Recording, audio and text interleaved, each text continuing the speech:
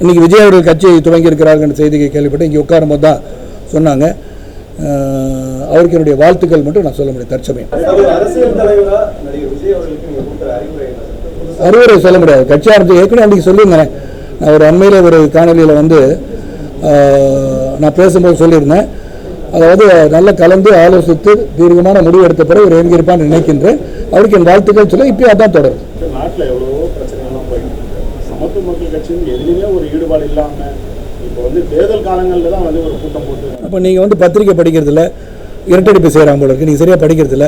நீங்கள் ஆஃபீஸில் நாளைக்கு காலையில் உட்காந்திங்கன்னா நாங்கள் இவ்வளோ நாள் என்ன செஞ்சுருக்கோம் உங்களுக்கு தெரியும். அதாவது செய்திகள் வராமல் இருந்ததுக்கு நான் காரணம் இல்லை. நான் பத்திரிகை நடத்தியிருந்தேன்னா, நான் சேனல் நடத்தியிருந்தேன், அந்த செய்தி டெய்லி வந்துடும். அந்த காலத்தில் நான் பயணிச்சிட்ருக்கேன். என்னை தொடர்ந்து 1996 பார்த்தவங்களுக்கு தெரியும். அதுக்கு முன்னாடி கலை உலகத்தில் இருந்து எவ்வளோ உதவி பண்ணுங்க. பொள்ளாச்சியில் போய் கேட்டு பாருங்கள், கோபிச்செட்டு போய் பாருங்கள், அதுவும் சகோதரர் இருக்கார். அதனால் நீங்கள் என்ன பண்ணால் சரத்குமார் எவ்வளோ தூரம் பண்ணியிருக்கான்னு சொல்லி பாருங்கள். மக்களுக்கு தெரியும், அவங்களுக்கு தெரியும். அவங்களுக்கு தெரிகின்ற காலம் வருவதற்கு நீங்கள் தான் எங்களுக்கு உதவி பண்ணணும். ஏன்னா நான் உங்கள் குடும்பத்தை சேர்ந்தவன் தானே. திரைப்படத்தில் அதிகமாக நடிச்சுட்டு வந்துட்டு இருக்கீங்க. அவன் பணம் வேணல அரசியல் கட்சி நடத்துறதுக்கு எனக்கு யாரும் கொடுத்து வைக்கலையே ராஸ். அந்த பணமாக கொடுத்து வச்சிருக்காங்க. நான் உழைக்கணும், சம்பாதிக்கணும், கட்சி நடத்தணும், பொது வாழ்க்கையும் கவனிக்கணும், எல்லாருக்கும் உதவி பண்ண வேண்டாம். அரசுக்கிட்ட நிறைய கட்சி நான் 30,000 கோடி வச்சிருக்கேன். அவர் இல்லையா அவன்கிட்ட அவர் எந்த அள்ளி வீசி இருப்பல அது கூட இருக்காது. 2 நாள் கழிச்சிருப்பாரு. ஏன்னா அவ்வளோ தாராள குணம் படைத்தவன் நான். வாய்ப்பு கொடுத்து பாருங்க. தமிழகத்தை மாற்றி காட்டக்கூடிய சக்தி படைத்தவன் நான். என்னோட உழைப்பு ஏதோ சாதாரணமாக இன்னைக்கு கட்சி துவங்கி நாளைக்கு முதலமைச்சரான எண்ணம் எனக்கு கிடையாது. நான் என்னை பொறுத்த வரைக்கும் நான் உழைச்சிக்கிட்டே இருக்கேன்.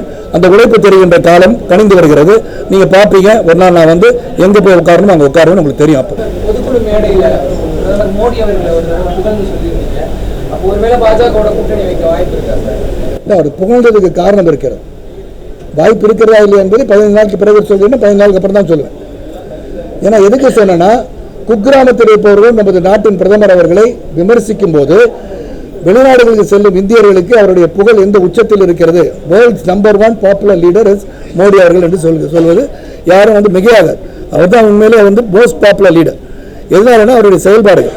இப்போ February 14 நடக்காத ஒரு காரியம் UAE அபுதாபியில் கோயில் கட்டுறாங்க 70 ஏக்கர்ஸில். அது மோடி அவர்கள் இருப்பதால் தான் அது நடக்குது. ஒரு இஸ்லாமிய சகோதரர் இருக்கிற நாட்டிலே ஒரு இந்து கோயில் கட்டப்படுகிறது என்று சொன்னால் அது இவங்களுடைய பரஸ்பர உறவுகள் தான். அப்போ வேர்ல்ட் லெவலில் Modi has become a great leader. India பொருளாதார உயர்ந்து கொண்டு இருக்கிறது என்று சொன்னால் அது மோடி அவர்களால் தான். அது நான் தைரியமாக சொல்லுவேன். அதனால் பிஜேபியோடு சேர்ந்து அரசியல் பயணம் செய்கிறதா இல்லையா என்பதை 15 நாட்களுக்கு முடிவு போய்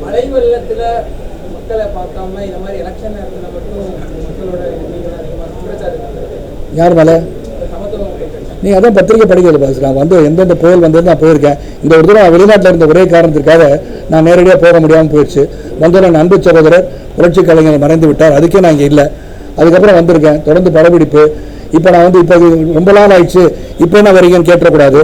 அதுக்கான இன்னைக்கும் அது முடிவு எடுத்து இன்னொரு 10 நாளில் போய் ஏற்கனவே எந்தெந்த குடும்பம் பாதிக்கப்பட்டிருக்கிறார்கள் அந்த குடும்பத்திற்கு சென்று நேரில் கண்டு செய்ய வேண்டிய உதவி செய்வோம் என்று உறுதியளித்திருக்கின்ற அது நடைபெறும்.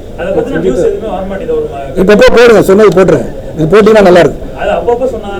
அப்பப்போ நாங்கள் சொல்ல டெய்லி பத்திரிகையாளர் சந்திக்கிறோம். அதுக்கு நேரம் எல்லாம் போயிடுச்சு. என்ன பண்ணுறோம்? நீங்கள் கேட்குறது 2 பேர் பேசிட்டு மாற்றி மாற்றி போட்டுக்கிறீங்க. எங்களுக்கு கேட்கும் போது நான் சொல்லுவோம். நீங்கள் எதாவது சொல்லுங்க. மாதம் ஒரு முறை முதலமைச்சரை போல் நீங்கள் செயல்பட்டு மாதம் ஒரு முறை எங்கள் பத்திரிகையாளர் சந்திப்பு கொடுங்கன்னா கொடுத்துட்றேன். கண்டிப்பாக கொடுக்குறேன்.